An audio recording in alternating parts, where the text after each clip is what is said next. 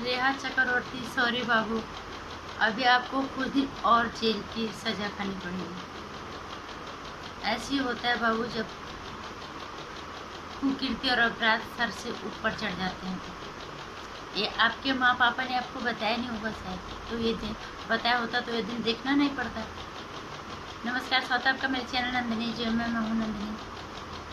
रेहा चक्रवर्ती को 6 अक्टूबर तक जेल में रहना पड़ेगा, क्योंकि 22 सितंबर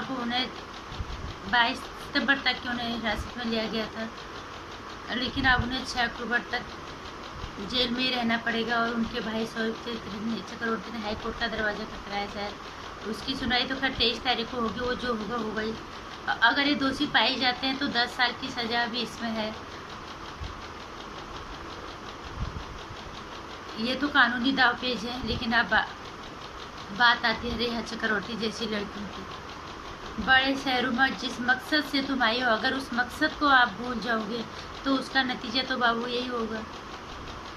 आप अपना फिल्मी करियर बनाने यहाँ पे आए थे, आप अपने आप को बड़े पर्दे पे देखना चाहते थे, पर गलत रास्ता चुना। महेश भट्ट जैसे उम्रदराज आदमी के साथ आपका गलत तरह का कनेक्शन मिलता है।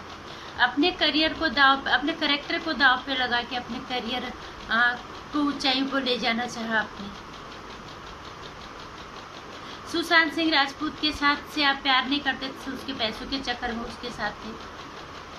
महेश भट्ट जैसे उम्रदराज 72-73 साल के आदमी के साथ आप आई लव यू बोल, तो उसके साथ आप जिस तरह से आपकी वीडियो वायरल हो रही है, हमने तो नहीं देखा, वीडियोस तो हम देख ही रहे हैं। इतना कोई बेवकूफ़ नहीं है कि इस वीडियो में किस तरह की ये वीडियो है कोई समझे ना। और वहीं बेबी पेंगुइन जिसे कहा जाता है आदित्य ठाकरे, उनके साथ आपका रिलेशन सामने आ रहा है। कितने मतलब बहुत तेज दिमाग लेके आप इस बॉलीवुड में आई थी, आपने छोटे मोटे हाथ नहीं मारे वहाँ पे। सुशांत सिंह राजपूत को देखा, ये पैसे वाला है, अभी इसका ब्रेकअप हुआ तो इसको फंसा लो। उसका पैसा खर्च किया, उसका खाया, पूरी तरह से ऐश की, अपनी इतनी इच्छाओं को पूरा करने के लिए अपने उसका इस्तेमाल किया, सिर्फ उसके पैसे का इस्तेमाल किया। अपने घर का भी, घर वालों का भी खर्चे उससे पूरे किए। और उसके बाद महेश भट्ट को चक्कर में लिया कि शायद अच्छी फिल्में मिल जाए, और उसके बाद आप बेबी पेंगुइन के चक्कर में, क्योंकि पॉलिटिक्स में कैबिनेट मंत्री है, अगर कुछ गलत करूँगी तो ये बचा लेगा। बड़े से बड़े ताकतवर, पैसे से, धन से, बल से, चाहे वो पॉलिटिक्स राजनीति में हो, जितने ही बड़े ताकत हो, लेकिन सबसे बड़ी ताकत उस ऊपर वाले की है। सच की ताकत को पहचाना अगर होता, मेहनत के बलबूते अगर जिंदगी में मुकाम हासिल करने की सोचती, तो निश्चित रूप से तुम सफल मुकाम पे होती और इतनी बड़ी बदनामी नहीं होती। आपके माँ पापा ने आपको गलत जाते हुए देखा, उन्होंने भी आपका साथ दिया, क्योंकि शायद उनको भी ये लग रहा था कि कुछ नहीं होगा। पाप का घड़ा तो एक दिन भरता ही है ना, अति का अंत तो होता ही होता है। तो अगर अति की है तुम लोगों ने, तो उसका खामियाजा भुगतना ही पड़ेगा। एक लड़के को इतनी बुरी तरह से, उसको आर्थिक रूप से इतना नुकसान करने के बाद, प्यार के नाम से, प्यार कुछ लोगों के लिए सिर्फ बोलने के लिए होता है, लेकिन प्यार इबादत होती है, प्यार पूजा होती है। अगर कोई इसे समझे तो, अगर सच्चे दिल से किसी ने किया है और आपने उसके साथ धोखा किया है, तो उसकी भी आपको, उसका पाप भी आपको लगेगा। वो भी ऊपर वाला देखता है, उसकी आत्मा देखती है, क्योंकि कोई इंसान सच्चे तरीके से रिश्ता निभा रहा है, आप कितना बड़ा धोखा कर रहे हो। हर चीज़ आपने गलत किया। ड्रग जैसे मामले में आप कहते हो मैं मिडिल क्लास परिवार से आती हूँ। मिडिल क्लास परिवार क्या ऐसे खाते हैं, ऐसे होती हैं, इतनी बड़ी बड़ी पार्टियाँ करती हैं, इतने महंगे ड्रग्स वो खाते हैं, उनका सेवन करते हैं।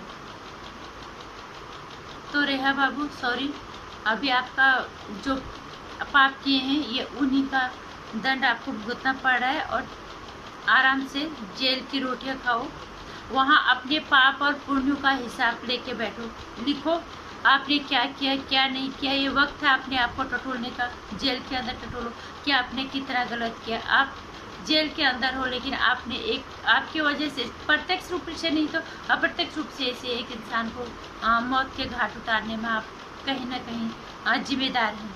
वहाँ बैठ के अपने आत्माओं को, अपने पाप पुण्य को, अपने घर के संस्कारों को याद करके, आपके माँ पापा ने भी आपको नहीं रोका, और आपने अगर आप दोषी पाई जाती हैं तो आपको सज़ा ज़्यादा सालों की होगी, और अगर नहीं पाई जाती है तो 6 अक्टूबर तक तो आप जेल में हो। अपनी आत्मा को टटोलो, कुछ अच्छा करो, सोचो, अच्छी राह पकड़ने की, सच्चाई की राह पकड़ने की, क्योंकि अति ज़्यादा दिनों तक नहीं टिकती। जो तुम लोगों ने किया, एक निर्दोष आदमी इंसान के साथ तुमने सोचा कि कोई नहीं देख रहा। हमें ये लगता है कि भगवान नहीं देख रहा है। एक लड़की होने के नाते तुमने कितना गलत किया।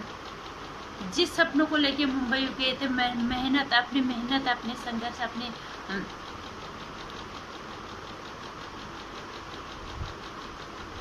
अपनी एक निष्ठा के साथ अपने मुकाम को हासिल करने की कोशिश करती, तो आज कुछ और ही आदर्श प्रस्तुत करती, लेकिन तुमने बहुत गंदा आदर्श प्रस्तुत किया। क्योंकि आज हर लड़की तुमसे नफरत करेगी, और कोई भी लड़की, तुम जैसी लड़की, दीपिका पादुकोण जैसी लड़की, जिन लोगों को हम स्टार मानते हैं, धिक्कार है आपके जैसे लोगों को। यही कहेंगे, सॉरी बाबू, वहीं बैठो जेल में, अपने पाप पुण्य का हिसाब लिखो।